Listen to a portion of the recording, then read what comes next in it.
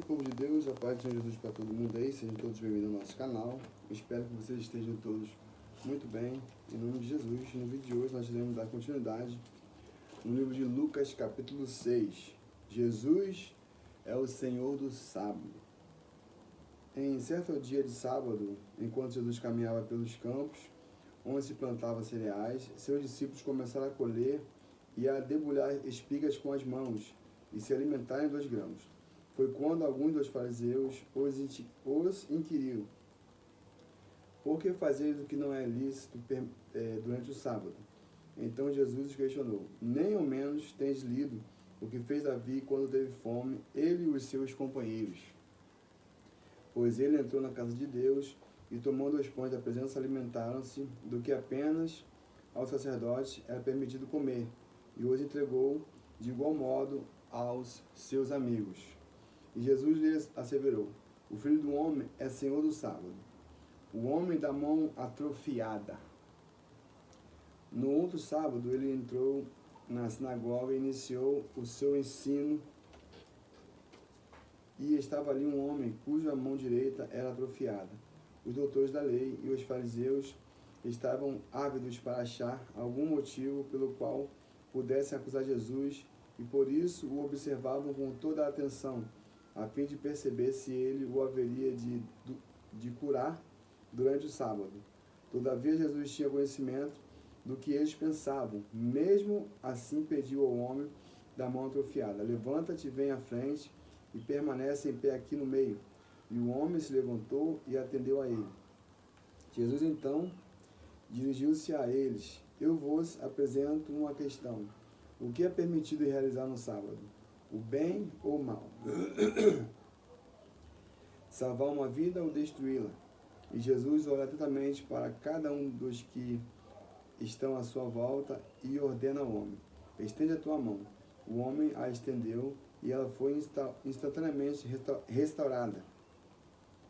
Contudo, eles ficaram enraivecidos e começaram a tramar entre si sobre que fim dariam a Jesus. Jesus escolhe seus 12 discípulos. E ocorreu naquela ocasião que Jesus se retirou para o monte a fim de orar, e atravessou toda a noite em oração a Deus. Logo ao nascer do dia, convocou seus discípulos e escolheu dentre eles 12, a quem também designou como apóstolos: Simão, a quem deu o nome de Pedro, seu irmão André, Tiago, João, Filipe e Bartolomeu, Mateus, Tomé, Tiago, filho de Alfeu, Simão, conhecido como Zelote, Judas, filho de Tiago, e Judas Iscariote, que se tornou traidor. Fechei a Bíblia toda, pessoal.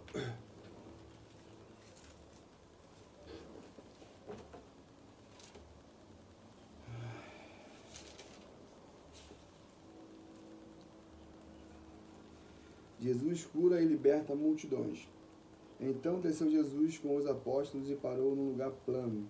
Estavam ali reunidos muitos dos seus discípulos e uma enorme multidão vindo de toda a Judéia, de Jerusalém e do litoral de Tiro e de Sidom. Pessoas que vieram para serem ensinadas por ele e curadas de suas doenças. Aqueles que eram atormentados por espíritos impuros foram curados.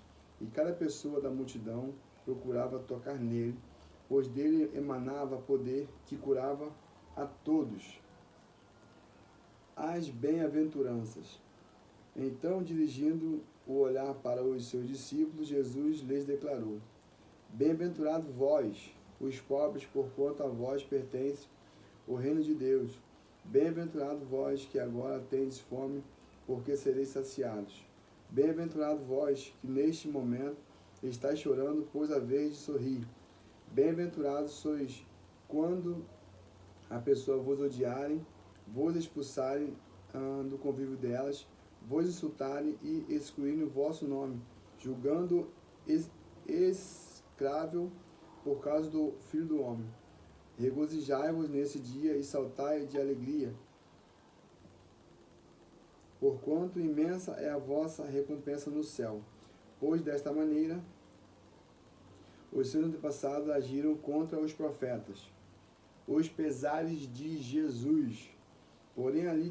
Porém, ai de vós, os ricos, pois já ganharam toda a vossa consolação. Ai de vós que vigieis, ai de vós que viveis agora em fartura, porque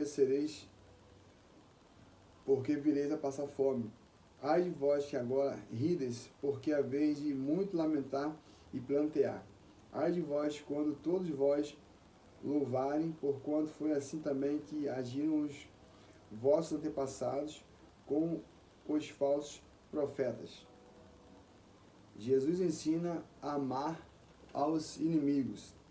Contudo, tendo a declarar a vós, outros que me estáis ouvindo, amai os vossos inimigos, fazei o bem aos que vos odeiam, abençoai aos que vos amaldiçoam, orai pelas que vos acusam falsamente, aos que te batem numa face, oferece-lhe igualmente a outra, e ao que tirar a tua capa, não impeças de tirar-lhe também a túnica. Dá sempre a todo aquele que te pedir, e se alguém levar o que te pertence, não lhe exijas que o devolvas. Como quereis que as pessoas vos tratem, assim fazendo a elas da mesma maneira? Pois se amais os que vos amam, que galardão pode haver nisso? Porquanto até mesmo os ímpios amam aqueles que os amam. E se fizerdes o bem aos que vos fazem o bem, qual é o vosso mérito? Até os infiéis agem deste mesmo modo. E ainda assim emprestais àqueles de quem esperais receber de volta, qual é a vossa recompensa? Também os incrédulos emprestam aos incrédulos, a fim de receberem seu retorno desejado. Concluindo, amai aos vossos inimigos, fazei o bem e emprestai, sem se desesperar por receber de volta. Então, sendo assim, grande será o vosso prêmio, e sereis filhos do Deus, e sereis filhos do Altíssimo, porquanto ele é bondoso até mesmo para com os ingratos e ímpios. Sede misericordiosos para com os outros, assim como o vosso Pai é misericordioso para convosco. Não cabe ao discípulo julgar o próximo. Não julgueis e não sereis julgados. Não condeneis e não sereis condenados. Perdoai e sereis perdoados. Dai sempre e recebeis sobre o vosso colo uma boa medida, calcada, sacudida, transbordante, generosamente vos darão. Portanto, a medida que usais para medir o teu próximo, essa mesma será usada para vos medir. A parábola do cego que conduz outro cego. Então Jesus lhes propôs também uma parábola. É possível um cego guiar outro? Não acontecerá que ambos venham a cair em algum buraco? O discípulo não pode estar acima do seu mestre, todavia, todo aquele que completar condignamente seu aprendizado será como seu mestre, porque reparas no cisco que está no olho do teu irmão e não percebes o tronco que está no teu próprio olho.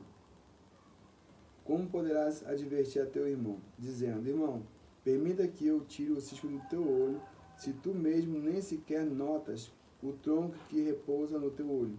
Hipócrita, retira antes de tudo a trave do teu olho, e só assim verás com nitidez para tirar o cisco que está no olho do teu irmão. Parábola da árvore e seu fruto. Não existe árvore boa produzindo maus frutos, nem inversamente, uma árvore má produzindo bom fruto, pois cada árvore é reconhecida pelos seus próprios frutos. Não é possível colher-se figos de espinheiros, nem tampouco uvas daninhas, nem uva de ervas daninhas. Uma pessoa boa produz do bom tesouro do seu coração o bem, assim como a pessoa má produz toda a sorte de coisas ruins a partir do mal que está em seu íntimo, pois a boca fala do que está repleto o coração. A parábola do sábio e do insensato. E por que me chamais Senhor, Senhor, e não praticais o que vos ensino? Eu vos revelarei com quem se compara aquela pessoa que vem a mim, ouve as minhas palavras e as pratica. É como se fosse um homem que, ao construir sua casa, cavou fundo e firmou os alicerces sobre a rocha, e sobrevindo grande enchente, o rio transbordou e as muitas águas avançaram sobre aquela casa. Mas a casa não se abalou por ter sido solidamente edificada. Entretanto, aquele que ouve as minhas palavras e não as pratica é como um homem que constrói uma casa sobre a terra sem alicerce. No momento em que as muitas águas chocaram-se contra ela, a casa caiu e a sua destruição foi total. Bom, esse foi o vídeo de hoje, Lucas capítulo 6. Fiquem todos na paz e até o próximo vídeo. Paz!